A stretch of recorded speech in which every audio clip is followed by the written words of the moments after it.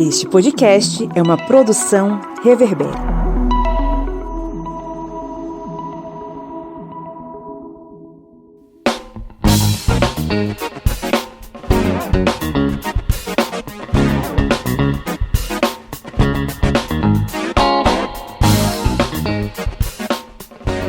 Olá, historiantes! Está mais uma vez no ar o seu podcast sobre as ciências humanas. Mais uma vez estamos aqui batendo ponto para tentar entender esse mundo caótico em que vivemos. Nesse programa especial que é o Geopolítica na Latinoamérica, vez ou outra a cada mês, né? Ou a cada 2 meses, a depender do nosso prazer e da nossa atenção com os assuntos da América Latina. A gente está fazendo aqui esse episódio especial sobre os países latino-americanos e o que é que tá rolando de mais urgente. Eu sou o Pablo Magalhães e estou aqui acompanhado do senhor Felipe Bonsanto. Bom dia, boa tarde, boa noite. Como diria o senhor Belchior, eu sou apenas um rapaz latino-americano falando de Minas Gerais. Também está aqui ao vivo, online, conosco ele que luta contra o capitalismo diretamente da beira do Rio São Francisco, o camarada Kleber Roberto. E aí, pessoal, beleza? É aqui da beira do rio, com cada vez mais pernilongos, muriçocas e raiva desse sistema econômico. Você não tá em Ratanabanada, não? Pensei que você ia falar que tava em Ratabanada. Não, essa daí não rola não, isso daí fica muito perto, muito longe do meu soviete. Ratabanada? É, cada hora muda o nome, né? É, Rabada Raba. Rabada Raba. Isso é a música nova de Anitta? Daqui a pouco vira fã. Dá ideia não, Felipe, dá ideia não. E diretamente da sala de estar da nossa casa, lutando contra o microfone, a senhora Lídia Verônica. Oi, gente. Agora tá funcionando, né, Lídia Verônica? Agora tá. Bom, estamos aqui reunidos para falar sobre a Latinoamérica. Hoje o nosso foco vai ser especialmente aí a questão do desabastecimento alimentar, que já é um problema a nível mundial, né? O desabastecimento é uma realidade, ele está acontecendo, ele já está atingindo tanto o nosso país quanto os demais países da América Latina, mas a questão é a seguinte: até que ponto nós estamos preparados para resistir ou não esse desabastecimento, que tem vários outros desdobramentos, né? A questão da fome, a questão dos transportes, enfim.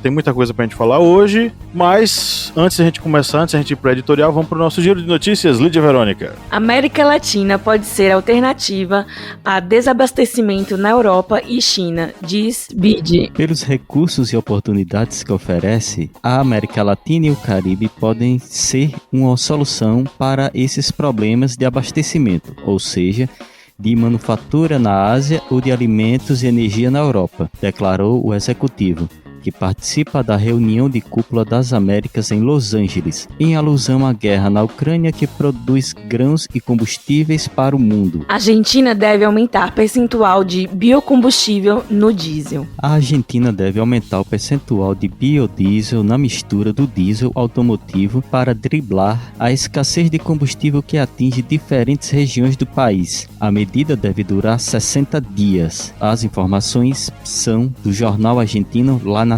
Fome crescente na América Latina aumenta fluxos migratórios, alerta ONU. Um número cada vez maior de pessoas está arriscando suas vidas em rotas migratórias perigosas na América Latina. Elas são forçadas a deixar suas comunidades por causa da crise global de segurança alimentar. A ameaça de fome foi agravada com taxas altas de inflação e as consequências da guerra na Ucrânia. Desabastecimento de diesel já afeta 8 províncias argentinas. Segundo a Federação Argentina de Entidades Empresariais de Transportes de Carga, em alguns locais, tempo de espera para abastecer pode demorar até 12 horas. Pelo menos 8 províncias argentinas têm pouca ou nenhuma oferta de diesel nos postos de combustíveis: Jujuy, Salta, Formosa, Tucumã, Misiones, Corrientes, Entre Rios e Santa Fé, áreas que fazem fronteira com o Brasil, Uruguai, Paraguai, Bolívia e Chile. Receba aí, Pablo. Beleza, vamos para o nosso editorial.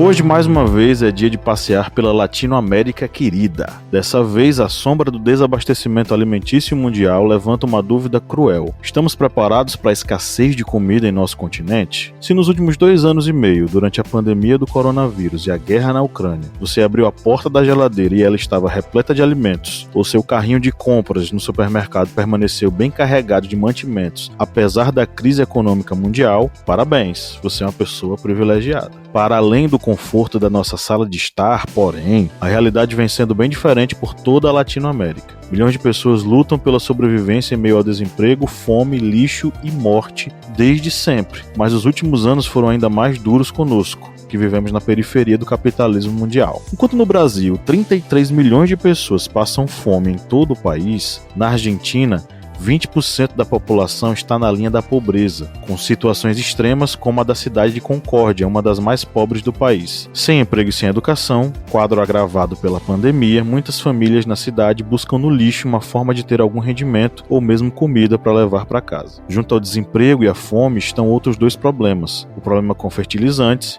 e o desabastecimento de combustíveis. Sobre os fertilizantes, a questão está bem colocada em nível mundial.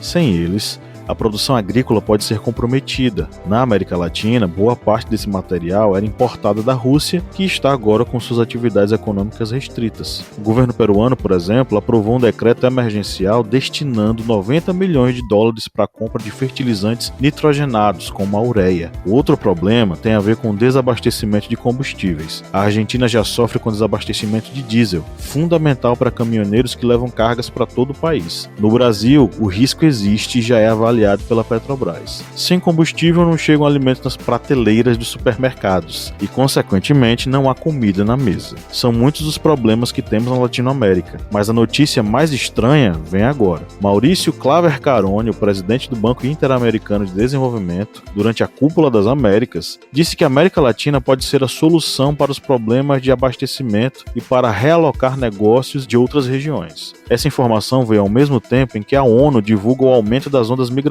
na América Latina e Caribe. Os motivos são bem claros: fome, desemprego e pandemia. Quando os donos do capitalismo mundial fazem manifestações desse tipo, como o presidente do BID fez, eu mesmo sinto um frio na espinha. Quais seriam os planos desses capitalistas para o nosso continente? O que é que vocês acham, meus amigos?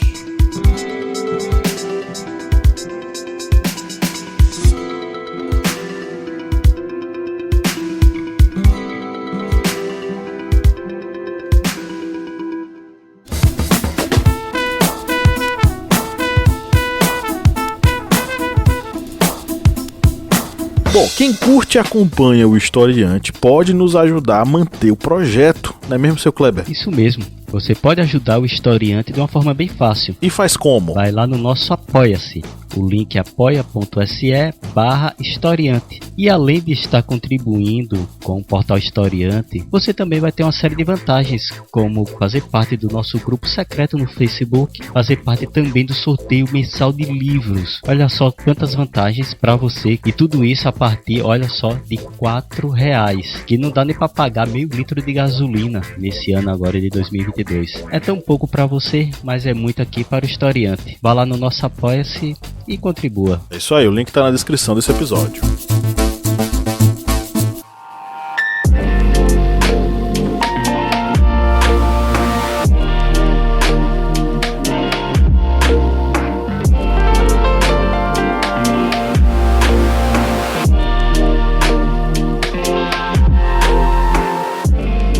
Eu acho que a intenção desse pessoal é transformar a América Latina no celeiro, né, do mundo novamente. Só enviar commodities para a China, para a Europa, Estados Unidos, porque essa é a intenção.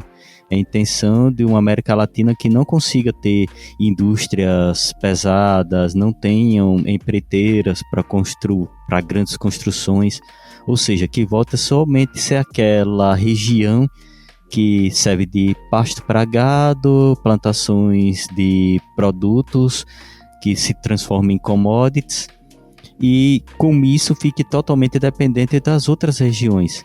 E isso aí é extremamente péssimo para as populações locais, porque a gente tem que lembrar que boa parte dos alimentos que são consumidos no Brasil são fruto da agricultura familiar. Não são desses conglomerados do agronegócio, não, que os conglomerados, agronegócio, essas mega empresas do ramo agrícola, eles só querem exportar, eles só querem mandar os produtos para fora. Então, quando tem autoridades internacionais dizendo que a América Latina pode ser a solução para o abastecimento mundial, tenha certeza que é transformar a América Latina em um celeiro do mundo, massacrar a agricultura familiar, por exemplo, no Brasil, dos pequenos produtores, que abastecem boa parte da população, e fazer com que a América Latina não tenha condições de ser uma região com condições de bater de frente com as estruturas industriais dos países mais desenvolvidos. E de fato, né? Inclusive é um dos discursos que infelizmente o bolsonarismo traz, mais uma perspectiva ruim, né, de que o mundo tem o olho na Amazônia, né, mas ele fala de uma forma ruim, né, que a preservação seja ruim, quando na verdade o mundo olha a Amazônia como o pulmão do mundo, né? O que vai salvar o mundo dos problemas climáticos, enfim. E, por outro lado, o petróleo, né? Também é uma das coisas que o mundo olha para a América Latina e já tem aquela reserva, né? A América Latina é a nossa reserva de petróleo. A gente é um investimento futuro para o mundo, né? Então, inclusive, essa política de preços, né? Ela acelera essa visão do mundo, políticas de preço da Petrobras, tá? Porque na Venezuela, né, gente, que tem também. Na Venezuela, a política de preços é diferente. Na Bolívia também. É só o Brasil, na verdade, que é completamente vendido ao mercado estrangeiro, né? Vendido não, né? Entregue ao mercado estrangeiro. O que a gente acaba sofrendo mais. Ele se rendeu, nem se vendeu, né? Se for olhar bem. E o preço da gasolina está diretamente ligado ao preço do petróleo, né? Se um barril é 10, a gasolina vai acompanhar esse valor. Então, toda a América Latina sofre, né, com a política de preço internacional da compra de petróleo. E outros países, né, como no caso a Argentina está sofrendo por conta disso. Quer dizer, sofre há muitos anos já, né? Mas eu acho que sim, o mundo olha para a América Latina como o futuro do mundo tá ali. A água, o petróleo, a Amazônia. Vamos preservar, porque futuramente a gente vai explorar muito da nossa... engordar a vaca, né?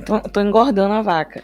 Tentando engordar a vaca, né? E ao mesmo tempo enfraquecer a política da gente. Então eu acho que é assim que o mundo olha para a América Latina. Esse engorda a vaca que a Lídia tá falando, a gente vê muito esses sinais com as atitudes tomadas pelo Biden há pouco tempo, né? Não só pelo Biden, como também com a China. Essa tentativa de aproximação que a gente tem acompanhado dos Estados Unidos à América Latina, como teve a Cúpula das Américas há pouco tempo, e o investimento chinês para cá, a venda de produtos chineses para cá, a exportação de produtos para lá, isso faz com que esses olhos se tornem todo para a América Latina, né? Eles não estão preocupados com a população, eles não estão preocupados com as pessoas que estão migrando, fugindo da fome, eles estão preocupados com a agricultura familiar, eles estão preocupados com commodities, com produção em larga escala, com o que eles podem extrair ao máximo daqui.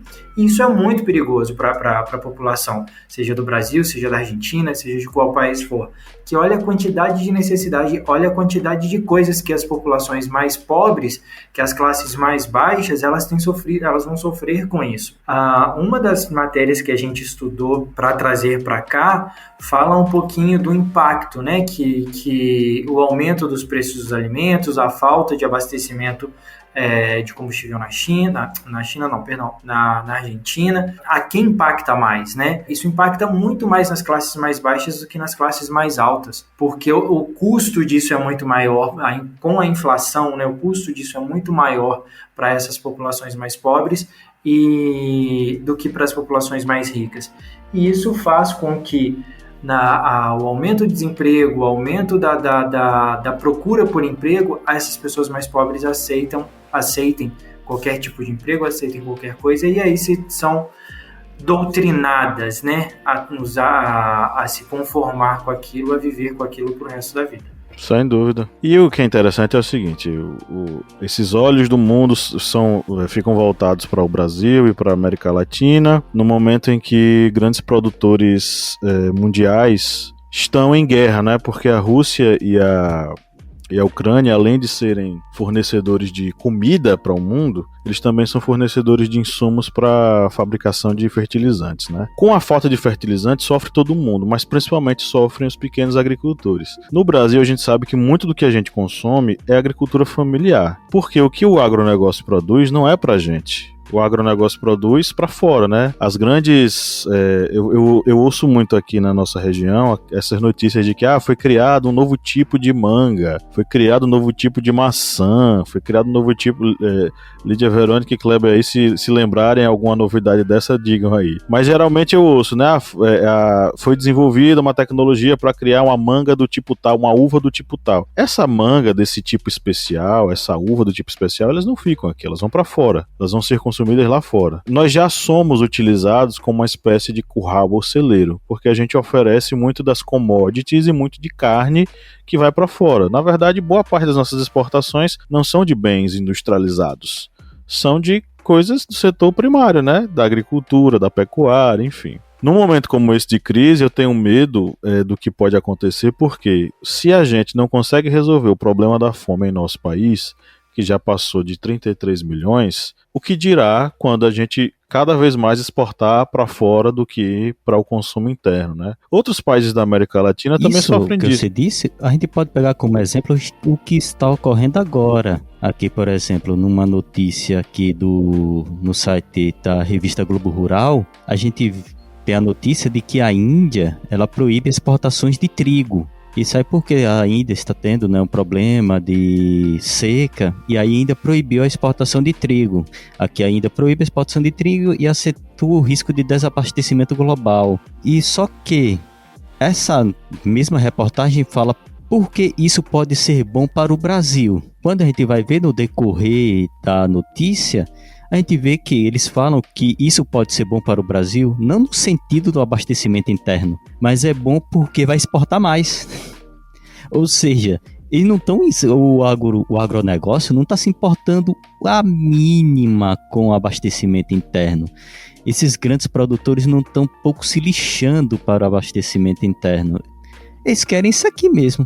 Ainda proibir exportações de trigo para segurar o trigo para eles, porque eles têm um consumo muito grande, uma população de mais de 1 bilhão de habitantes, e com a seca eles querem segurar a exportação de trigo deles. Aí o Brasil não, vai fazer o contrário, tá com uma população grande, mais de 33 milhões de pessoas em insegurança alimentar, mas vamos fazer o quê? Exportar mais, deixar as pessoas passarem fome. E isso, eu sou uma pessoa que faço compra em supermercado e sei o tanto que está aumentando os produtos que são derivados de trigo. E em alguns dos casos eu estou substituindo por outros, porque o preço está se tornando exorbitante. Sem dúvida. Fazendo o corte do corte, só um segundo, fazendo o corte do corte com o Kleber, essa questão da compra no supermercado, se a gente parar para olhar, a gente vai pensar assim, a pessoa com pouco dinheiro, ela está comprando menos, ela está consumindo menos, e muitas das vezes nem isso, ela está consumindo pior, que aí ela vai consumir produtos ultraprocessados, que isso vai afetar a saúde dela, que isso vai afetar a produção, que isso é uma cadeia que gera um problema gigantesco, que a gente, se não for tratado agora, a gente não sabe aonde isso vai parar. Sem dúvida.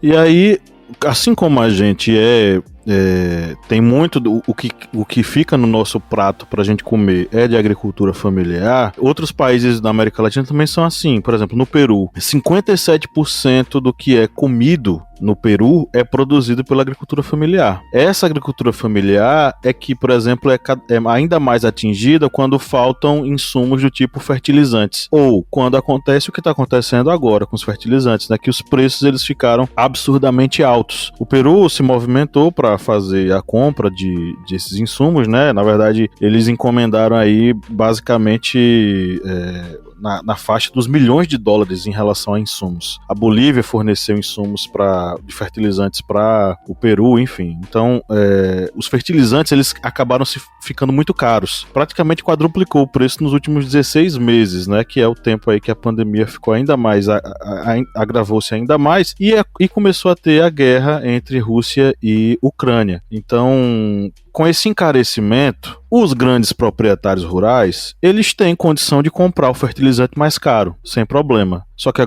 agricultura familiar é quem vai sofrer com isso, porque não vai conseguir produzir da mesma forma sem a utilização desse tipo de coisa, desse tipo de fertilizante. O meu medo quando o presidente do Banco Interamericano fala que o Brasil e a América Latina vão se tornar esse local que vai salvar o mundo do desabastecimento, é que vai acabar acontecendo o que vocês acabaram de comentar. Muito do que a gente produz, que já era para fora, vai ser ainda mais produzido para fora. E o quadro que a gente tem de fome vai se agravar ainda mais. E a provocação que fica, que a gente poderia fazer para os ouvintes também, e a provocação que eu faço para vocês é o seguinte: um país que não consegue alimentar sua própria população, com que cara que ele exporta tanta comida para fora, hein? Com cara de pau, né? Com a cara que fala com a cara que fala que a Amazônia não queima, né? A gente utiliza discurso populista para poder enganar as outras pessoas e tentar maquiar para fora, para os outros países, o que a gente está passando aqui dentro. Na verdade, o agronegócio, o agrotech, o agropop, que é responsável por toda essa exportação, né? No caso, é o que mais sustenta o discurso do patriotismo, né? E, no entanto, caminha na contramão do próprio discurso, né? Que os de casa, né, comam bolo, comam brioche, e o mundo o melhor leite, a melhor soja, o melhor boi. E a gente viu durante a pandemia, né, eu acho que a gente trouxe isso num episódio sobre questão de segurança alimentar, quão importante foi a participação do MST na produção de alimentos, né, durante a pandemia. Foram toneladas e toneladas de alimentos doados pelo MST, justamente para que populações em situação de vulnerabilidade, né, em situação de miserabilidade, não morressem de fome. Então, a gente também pode parar para refletir sobre isso, né? Quem está defendendo, quem esses patriotas realmente se importam com o Brasil, com o brasileiro, e acaba refletindo também, né, nos nossos amigos, os nossos, como eu posso dizer, amigos, né, nossos sócios no Mercosul, né, o Mercosul também sofre com isso, nossos irmãos, exatamente, o Mercosul também sofre com isso, e inclusive por conta dessa ganância, né, do agronegócio, nós fomos penalizados pelo Mercosul por conta dessa ganância, né, dar um passinho à frente, sem pensar em quem está ficando para trás, no caso, os irmãos, né, como diz Kleber, e a população, que passa fome também, né? Então, é patriotismo, porque assim, 20% do nosso PIB vem da agricultura, né? Essencialmente, assim. Então, para a gente alimentar o mundo, a gente vai ter que produzir mais, vai ter que precarizar mais trabalho e vai ter que passar mais fome, realmente. E vamos ter que passar fome coletivamente, né? Porque não se trata só do nosso país, mas nosso entorno. Todo mundo que depender aí de alguma coisa da gente, a gente não vai estar priorizando. Essa questão tanto do desabastecimento que está ocorrendo aqui no Brasil ou outros países da América Latina, isso aí vai tendo reflexos a longo prazo. A gente tem que analisar principalmente isso, porque é uma situação em que essas nações estão tendo problemas não somente na questão da sua produção. A gente tem que botar na cabeça o seguinte, que essa guerra na Ucrânia, ela vai durar ainda algum tempo. Se ela terminasse, por exemplo, hoje, agora, no dia dessa gravação, dia 16 de junho, se acabasse a guerra, iria demorar ainda meses até se conseguir solucionar o problema de abastecimento. A Ucrânia voltar a ter condições de exportar produtos. A Rússia ainda tem a questão dos embargos, ou seja, é algo que vai demorar meses ou até anos para ser solucionado. Ou seja, os países latinos têm que ter em mente o seguinte, que tanto essa questão de se autossustentar, tem que pensar nisso, tem que pensar também na questão do abastecimento, não somente de gêneros alimentícios, mas de toda aquela cadeia também que apoia os gêneros alimentícios, que aí inclui o quê? Combustíveis, porque a questão de combustível também é algo que está bem crítico na América Latina. Nas reportagens que nós separamos aqui, a gente vê, até foi comentado, por exemplo, a questão do diesel na Argentina, que está já em risco de falta, uma falta generalizada. O Brasil também, se a gente vê os noticiários alguns dias atrás, a gente estava já ouvindo falar, questão do diesel, que poderia faltar diesel para abastecimento no Brasil. E aí a gente soma tudo isso e analisa, poxa, mas a guerra na Ucrânia tá fazendo isso, tá tendo esse problema de abastecimento de alimentos e de combustíveis também, e aí a gente lembra que a maior reserva de petróleo do mundo é um vizinho, a Venezuela, mas aí muitas vezes por questões ideológicas a gente prefere não negociar com o vizinho e depois ficar brandando que somos patriotas, nacionalistas, blá blá blá, blá blá blá, e deixando a mercê dos poderosos, porque o desabastecimento também gera lucro para certas pessoas.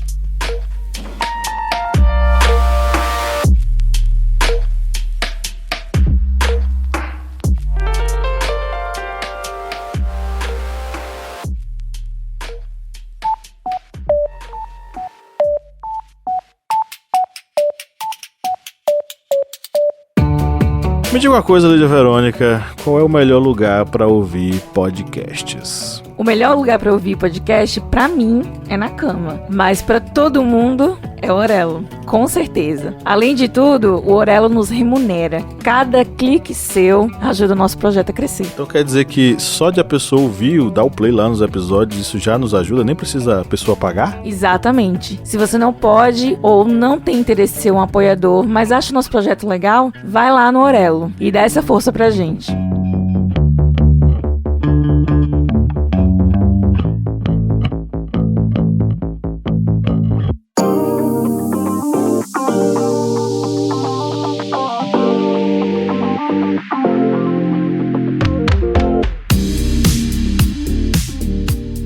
Isso que o Kleber falou me lembrou muito uma sensação que eu tive quando eu estava estudando a pauta, como seria importante como poderia ajudar muito no desenvolvimento não só do Brasil, não no desenvolvimento, né, na sustentação do Brasil e de outros países da América do Sul, se a gente tivesse uma política no Mercosul de internalização, de cuidar primeiro do seu, de cuidar primeiro do nosso bloco, do nosso grupo e tentar fortalecer a nossa economia local, e quando eu digo local eu digo América do Sul, América Latina, né, tentar estender para a América Latina, para a gente poder fortalecer o bloco, para poder cuidar das pessoas daqui, para aí sim, um dando suporte para o outro, um ajudando o outro para poder crescer. Essas políticas que a gente poderia ter, não só na América Latina, mas também políticas internas, né, para poder proteger o nosso, a gente não faz.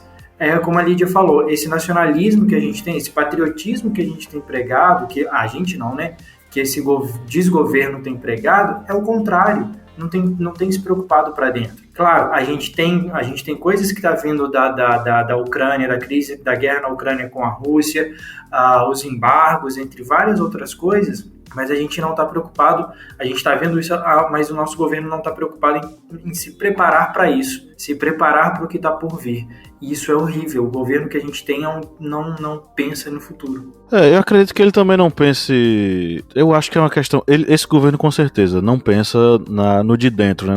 E principalmente nas pessoas. Ele é um governo que odeia pessoas. Mas eu acho que os nossos amigos latino-americanos não estão muito longe disso não, viu? Essa história do lixo, que eu acho que a gente já falou sobre isso em outros episódios. A gente já falou sobre essa questão do lixo, de como as pessoas estavam recorrendo ao lixo aqui no Brasil. Lá fora também não está diferente. Os nossos irmãos latino-americanos também estão passando por esse mesmo processo. Tem uma matéria especial da BBC que a gente separou, né, no nosso roteiro, que conta a história de pessoas na cidade de Concórdia, uma das cidades mais pobres da Argentina, e de como as pessoas elas estão recorrendo ao lixo para poder sobreviver. E são várias histórias muito impactantes, né? A gente acompanha histórias de algumas pessoas jovens, são jovens, que estão trabalhando com lixo, fazendo a separação do lixo para entregar um intermediário que leva até os grandes centros de reciclagem para que o valor seja repassado. Então são famílias que recebem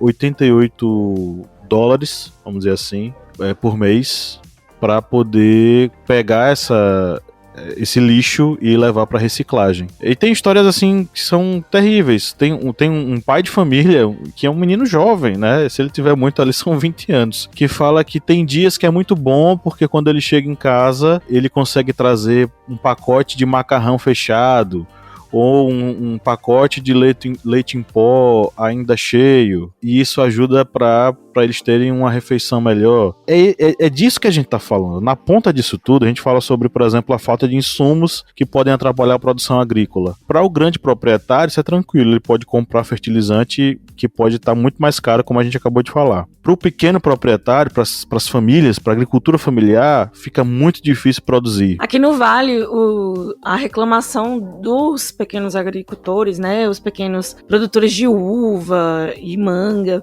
que é o nosso forte, né? Eles não estão conseguindo ter lucro, porque eles praticamente vendem para poder comprar o saco de fertilizante. Então, assim, tá saindo a conta pela receita, entende? Justamente. E aí você pega essa história lá de Concórdia, muitas dessas pessoas que estão ali, elas estão porque não têm emprego, porque também muitos deles são oriundos da zona rural e perderam o emprego lá também, porque não tem como produzir, não tem como fazer a agricultura, se é uma agricultura pequena, se você é um pequeno proprietário, e muitos recorrem a isso como uma última cartada. Catar lixo. E as histórias tem esse pai de família, tem uma moça que diz, aqui eu alimento minha família com o que sai do lixo. E essa é a triste realidade de muitas pessoas, muitas famílias em Concórdia, na Argentina, mas também no Brasil e em diversos outros locais. Então, assim, é um problema generalizado. A fome é endêmica e epidêmica. E pandêmica, né, nesse novo contexto. Quando se fala sobre essa questão, o Brasil e a América Latina vão alimentar o mundo, é a alternativa para a alimentação do mundo, para abastecer o mundo de comida. Ao custo de quem? Quantas vidas precisarão ser retiradas para que isso aconteça? Quantas vidas vão precisar ser ceifadas para que os europeus e os norte-americanos se alimentem, né?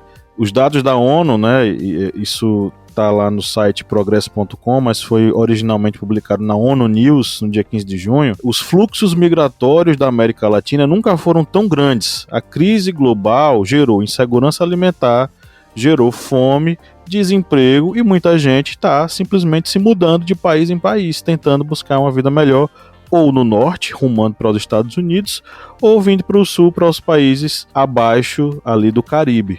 Então, está tanta coisa ruim acontecendo. Como é que esses caras conseguem identificar a América Latina como esse espaço que vai alimentar o mundo inteiro? Isso é uma contradição terrível e eu acho que a gente só tem a perder. O que é que vocês acham? Ninguém mora no seu pomar, né? O pomar fica lá de fora de casa, né? Naquela área mais afastada. A casa tá protegida de qualquer bicho, qualquer coisa, qualquer, né? Invasor. E eu acho que é basicamente isso. Eles não querem viver na América Latina, eles não querem uma América Latina melhor, mas eles querem os recursos naturais da melhor forma possível, para ser entregues a eles, né, no caso. E voltando a falar essa questão de exportações desses gêneros da América Latina para outras nações, a gente lembra, Pablo falando aí sobre a questão do lixo, Eu até lembrei de uma reportagem que eu acho que saiu, se não me engano, na BBC, falando que a exportação de lixo dos Estados Unidos para a América Latina aumentou. Ou seja, a gente vê que a América Latina realmente não é vista só como realmente aquele terreno, como o Lídia comentou aí, aquele terreno que a gente planta, qualquer coisa a gente descarta alguma coisa neles. E o pior de tudo é saber que muita gente aqui na América Latina aceita isso de bom grado, mesmo vendo sua população passando fome, podendo haver medidas que retenham alguma quantidade de alimento, mas não todo alimento que é feito já com a ideia de exportação. Isso vai fazendo com que o sinal aqui na América Latina vá ficando cada vez mais vermelho, porque a gente sabe, depois desses períodos de crise econômica, de fome, infelizmente, vez ou outra, aparece alguém dizendo que é o mito, o salvador e o herói. E a gente sempre sabe que quando ocorre nessas situações de crise econômica dentro do capitalismo, e quando aparece alguém dizendo sou o mito, sou o herói, sou o salvador, isso sempre dá merda. Ou sim. E aí eu acho que revela uma outra questão, né? Que é uma questão maior, que está ligada com quem está vendo essa crise como oportunidade para lucrar. Porque no final das contas é mais ou menos isso. Porque a gente sabe que o Banco Interamericano, ele tem muito aí de investimento, né, de grandes grupos e tal, enfim. E principalmente a atenção dos Estados Unidos voltada para os países latino-americanos. Pelo que a gente pode ver aqui na notícia que a gente trouxe da UOL Economia, a ideia do Banco Interamericano é de investir não o dinheiro deles, mas crédito, para que os bancos centrais de cada país possam reutilizar isso como investimento na produção de artigos alimentícios. Então o que é que vai acontecer? Na verdade é que um grande investimento vai ser feito em nível de crédito para esses países, e aí sim esses países vão investir não apenas na produção, mas também na questão da infraestrutura. O presidente do Banco Interamericano, né, o Claver Carone, disse que a posição deles não é anti-China, mas é claramente pró-América Latina e Caribe.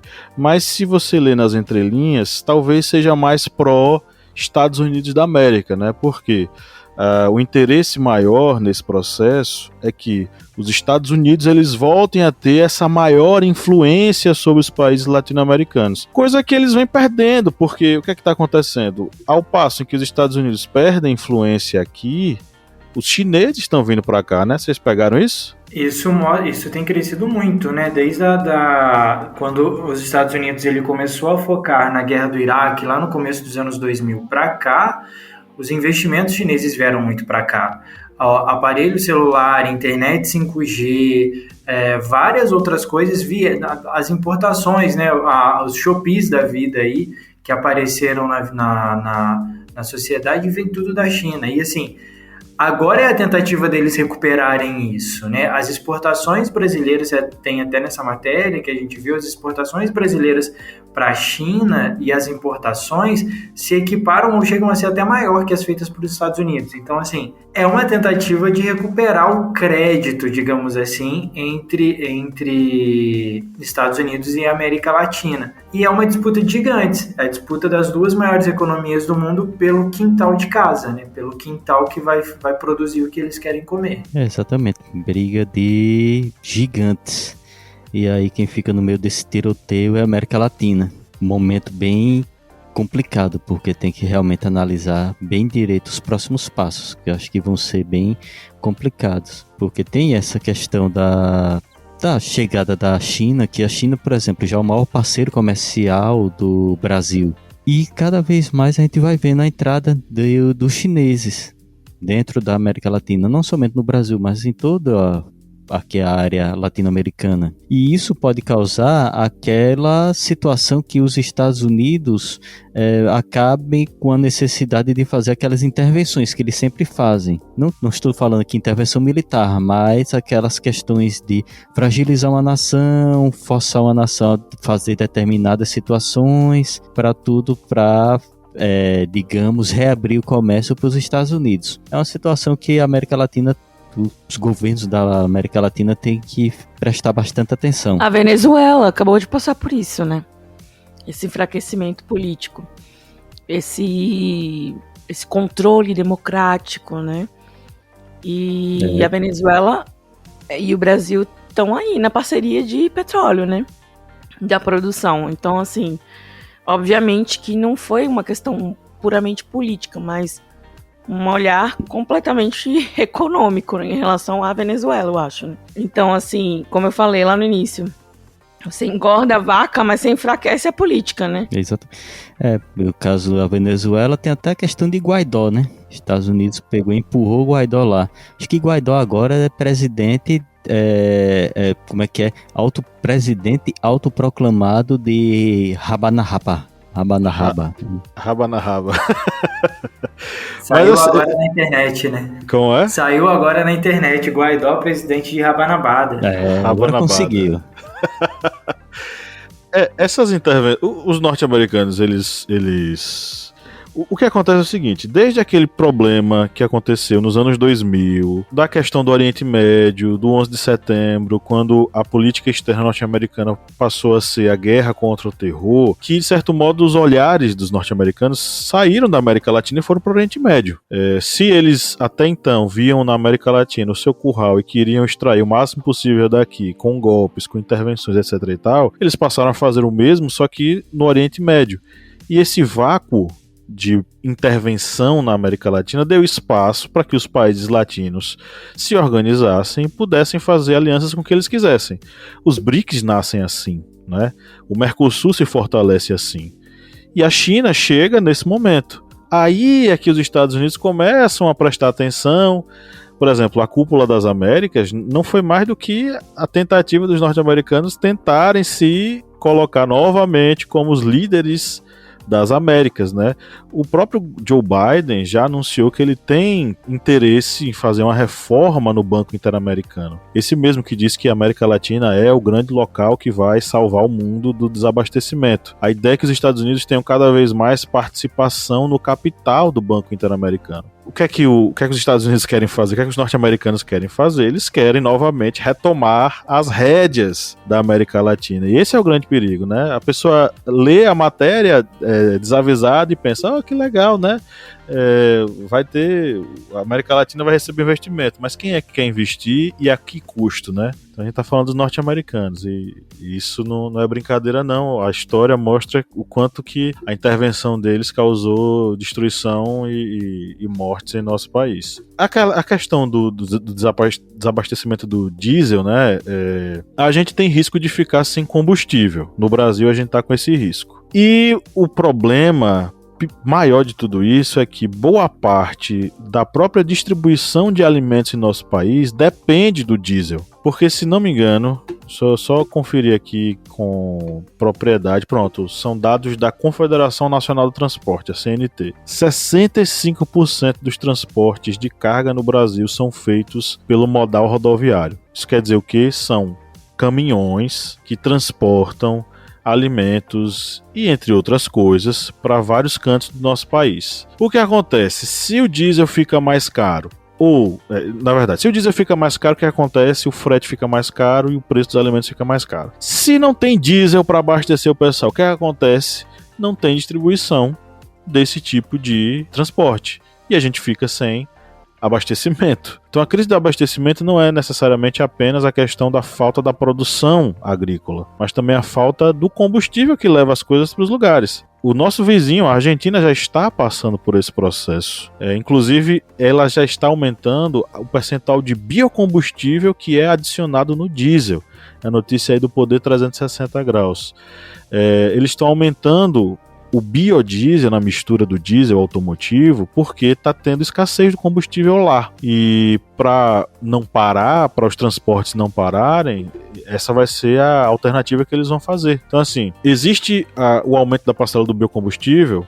E aqui no Brasil a gente fez isso durante muito tempo com a questão do etanol, né? Era o nosso biocombustível, o etanol, que era uma alternativa para gasolina, enfim. Só que aí o que aconteceu nos últimos anos, o etanol, na verdade, se tornou mais uma dor de cabeça para os motoristas. E o diesel tá nessa brincadeira porque sem o diesel a gente não tem caminhão rodando, a gente não tem alimento sendo distribuído, e sem a oferta do combustível, muitos dos produtores argentinos, né, lá, eles estão temendo perder as colheitas que eles tiveram. Então, além do problema de produzir, ainda tem o problema de perder a colheita se não tiver transporte para isso. Enfim, o caos pode estar instalado. A Petrobras pensa que isso pode acontecer aqui com a gente, mas eu acho que vocês já sentiram no bolso, né, o encarecimento ou a falta desse diesel, gente. Os alimentos estão ficando caros aí para vocês, o transporte está ficando caro aí para vocês. Toda semana, né? Toda semana tem reajuste no mercado. Assim, o que tudo indica, né? Nem tudo aumenta de uma vez. Eu acho que para não dar aquele baque, né? Mas toda semana tem um item mais caro.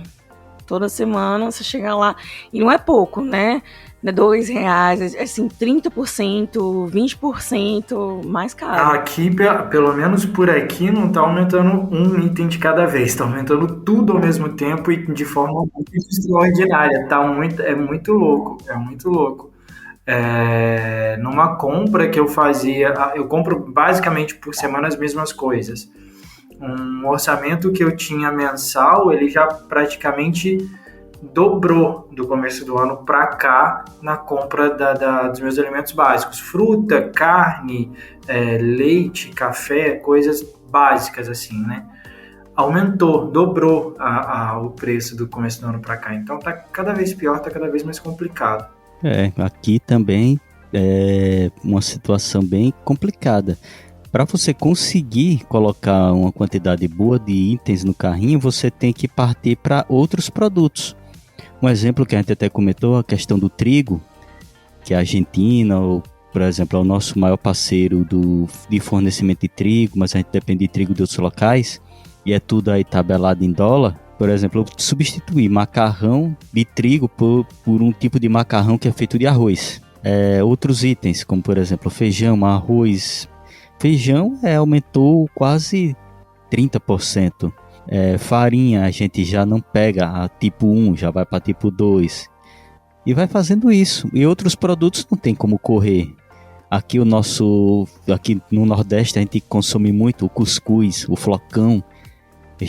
Aí o aumento já é quase de 100% em cima, é quase 90%. Isso eu estou falando de produtos básicos. Se você for para outros produtos, que são tipo leite, derivados do leite, nem se fala, já é algo assim que se torna absurdo.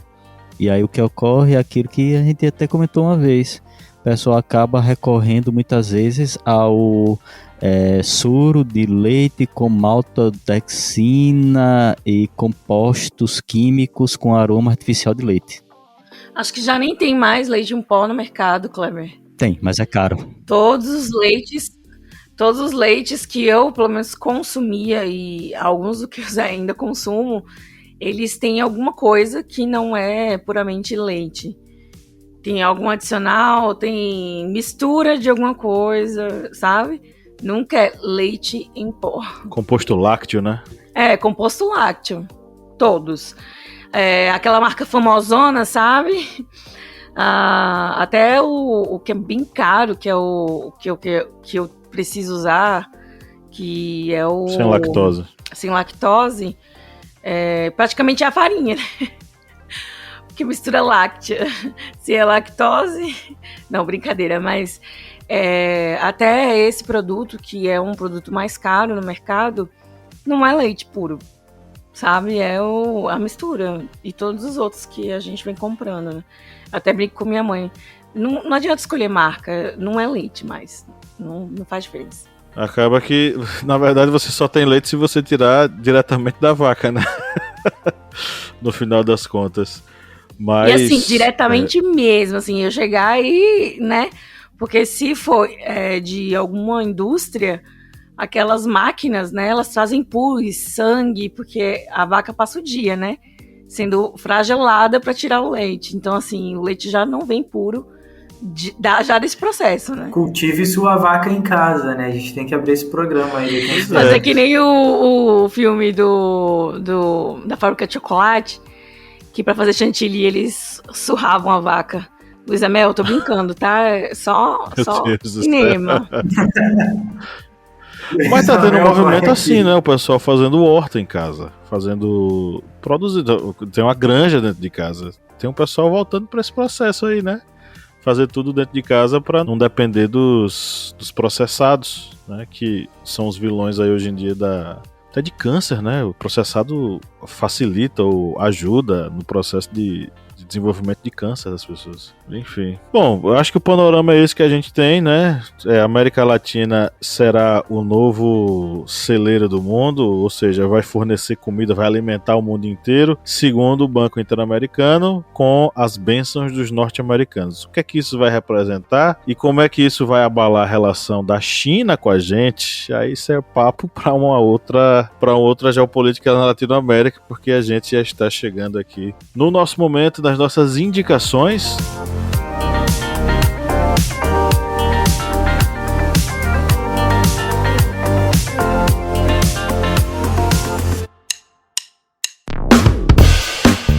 Você que é nosso ouvinte, que acompanha esse podcast a cada semana e adora ouvir os nossos papos, que tal a gente fortalecer os nossos laços de amizade? É simples demais e nem precisa pausar o episódio, né, Felipe? Exatamente, Paulo. Se você está ouvindo a gente agora, seja no Spotify ou seja na Apple Podcast, para a gente ficar mais íntimo, para a gente falar cada vez mais ao seu ouvidinho, você faz o seguinte agora. Enquanto está ouvindo a gente, vai lá, avalia a gente no seu aplicativo de áudio. Vai lá no Spotify, dá 5 estrelas pra gente. Vai lá no Apple Podcasts, dá 5 estrelas pra gente. Isso fortalece o nosso relacionamento e você fica cada vez mais perto da gente. Faz isso pra gente, dá essa moral lá agora.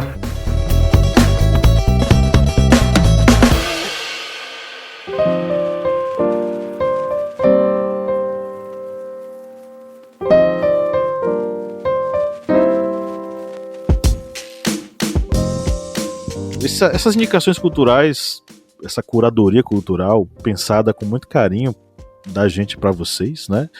É um oferecimento aos nossos queridos apoiadores e apoiadoras responsáveis por manter esse projeto no ar, né, Lídia Verônica? Então é isso, e eu quero aqui já mandar um abraço, um beijo, um cheiro, como a gente diz aqui no Nordeste, a Danilo Terra de Oliveira, Rafael Lucas Barros Botelho e a Márcia Aparecida Marciano Matos.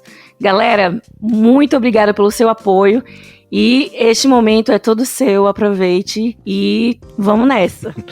Deixa eu fazer só uma menção honrosa. Faz. Ao Heitor Marinho Fantes Akotegui. Ele é um apoiador nosso de muito tempo atrás, que voltou. Aê! Então, welcome back! Seja bem-vindo de volta, Heitor. A casa é sua, sempre foi e sempre será. Então, bem-vindo de volta ao nosso grupo seleto de apoiadores. Eu amo essa expressão. Amo essa expressão, a casa é sua, porque ninguém passa a escritura, né? Mas a casa é sua. Mas ninguém paga o aluguel, né? Bom, a gente teve inclusive o sorteio, né? O sorteio desse mês foi quem mesmo, Kleber? Foi Suzana Cardoso. Suzana Cardoso foi a sorteada do mês.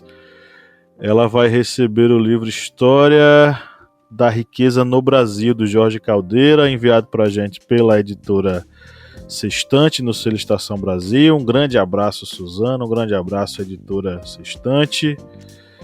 A gente inclusive deu os parabéns para eles na minipédia dessa semana, né, Kleber? Foi isso mesmo. Já tivemos aí esses sorteios e tem outros até livros aqui já na ponta da agulha para próximos sorteios. Mas aí, né, para você concorrer, você tem que ser apoiador. Vá lá no nosso Apoia-se, no apoia.se/historiante, porque das editoras parceiras chegaram muitas novidades boas que vão enriquecer bastante as bibliotecas de história de muitas pessoas por aí. Pois é. Os apoiadores. Apoie no apoia.se/historiante ou lá na Aurelo. Se você estiver ouvindo a gente na Aurelo, que é o melhor aplicativo para ouvir podcasts no mundo, você também pode apoiar a gente por lá, tá? A partir de R$2 você recebe os nossos podcasts secretos, e a partir de R$4 você recebe tudo que a gente produz e inclusive participa do sorteio mensal de livros. Bom, vamos para as indicações. Quem quer começar? Eu começo antes que o Felipe me atropele. Nossa, eu tava abrindo o microfone pra falar, eu começo. Vai, Lívia. Bom, eu vou indicar Duna, pode falar o nome do lugar? Bom, Fale. da HBO. Duna, que fala sobre, né, um planeta devastado, que sofreu, né, por questões climáticas e hoje é um deserto. E o que eles estão tentando extrair, né, o bem precioso, né, daquele mundo que eles estão tentando extrair, é possivelmente o petróleo, né, que dá energia para as viagens intergalácticas, enfim. E eles fazem alguns paralelos com as questões ambientais e eu acho interessante essa perspectiva de Duna aqui do 2021, né? Uhum. Pois é, Duna na versão... Que é uma versão é a versão de um que já tinha sido feito nos anos 80, né? Isso, mas essa versão, ela traz uma perspectiva mais... um mundo pós... Como é que posso dizer? Que enfrentou, Pós-apocalipse. Apocalíptico mesmo, Enfim.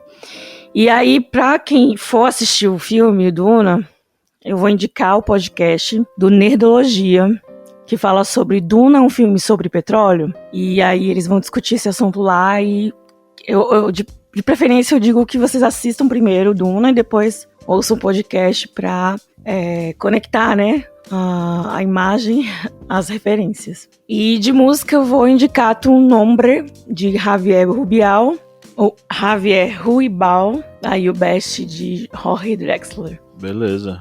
Vai, Felipe. Eu vou fazer as minhas indicações aqui. Saiu uma nova temporada, eu gosto muito dele, do David Letterman. Ele é um entrevistador americano e ele foi contratado pelo N Vermelho, como diria o Kleber. E agora vocês comunistas não têm limites, viu? Ele tem um programa agora de entrevistas na Netflix e saiu uma nova temporada, chama O Próximo Convidado, em português, né? E a temporada tá muito boa e tem uma entrevista muito legal com Will Smith. Na entrevista ele não fala do acontecido no Oscar, ela foi gravada bem antes, mas as histórias de vida e o pensamento, a visão de mundo do Will Smith é muito interessante, é muito legal. Eu recomendo muito esse episódio da entrevista do David Letterman com Will Smith. O Letterman é maravilhoso, ele é um entrevistador assim, de mão cheia. Gosto bastante, então fica a dica dele. Eu vou indicar também da HBO Max um Music Box da HBO Max, porque nessa semana que a gente está gravando, no começo dela, completou 25 anos do lançamento do primeiro álbum da Alanis Morissette, que é o Jagged Little Pill.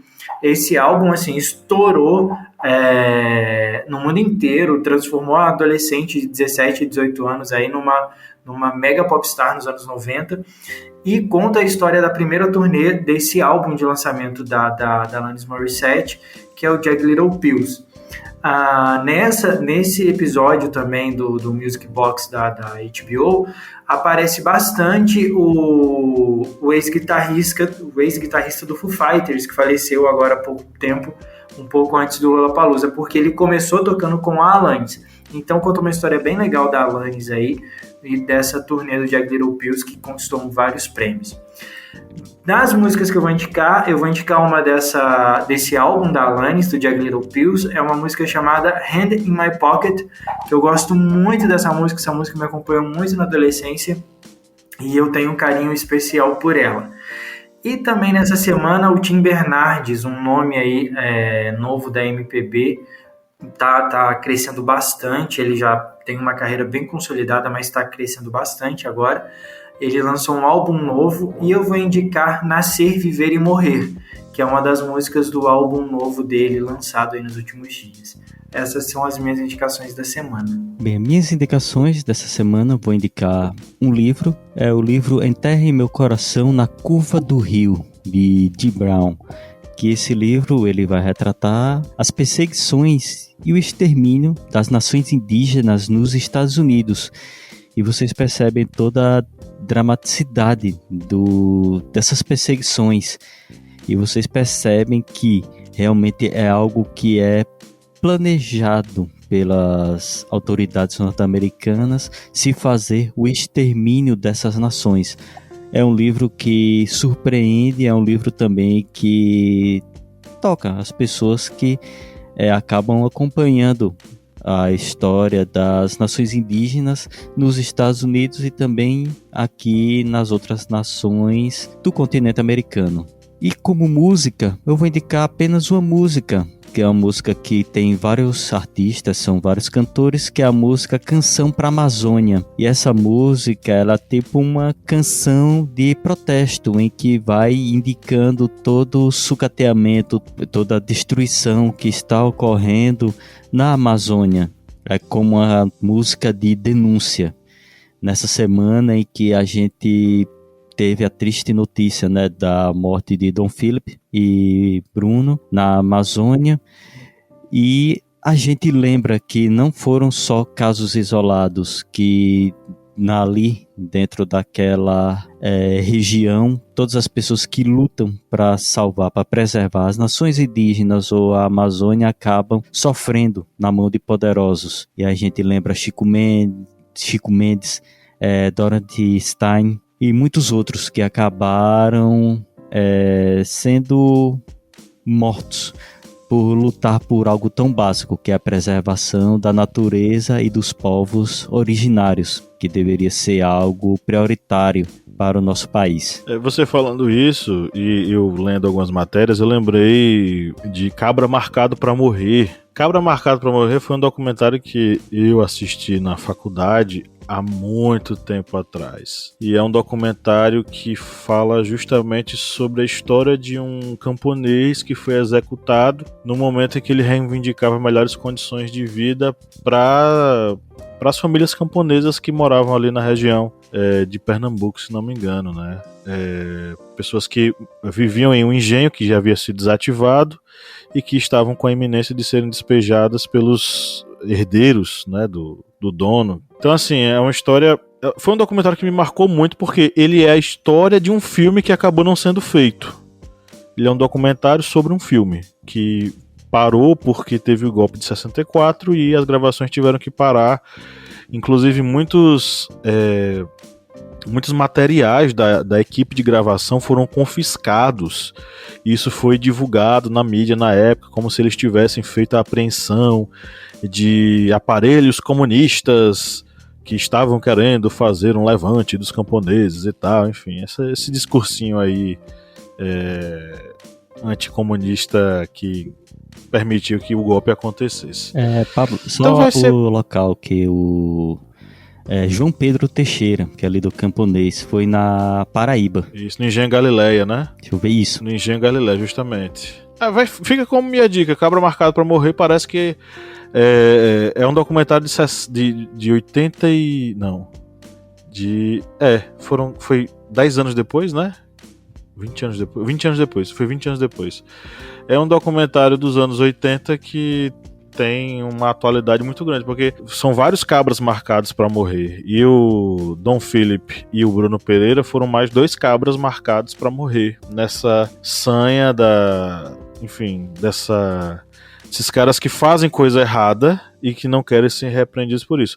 E pode pôr isso na conta do Bolsonaro, sim, porque esse discurso de que o IBAMA tá fazendo coisa errada e todos os órgãos que fiscalizam as matas, eles estão errados e os certos são os caras errados, ele tem culpa no cartório, sim, tá? Então pode pôr na conta do Bolsonaro, sim. Vou falar com todas as letras para que os haters bolsonaristas venham atrás da gente. Para nossa playlist, a minha indicação vai ser uma música da Julieta Venegas, Limón y Sal, que é uma musiquinha bem animadinha, gostosinha e tal. E uma música nova do Jorge Drexler, que é o Coração Ímpar. É um álbum novo que ele lançou e essa música eu gostei bastante, inclusive enviei para a senhora minha esposa, como sempre, né? Cada episódio eu digo isso, mas enviei para a senhora minha esposa para ela apreciar esta canção de Jorge Drexler.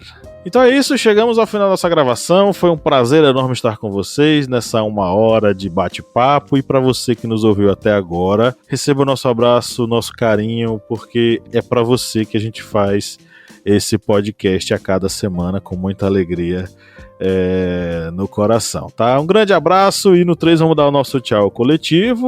1, 2, 3. Tchau! Tchau.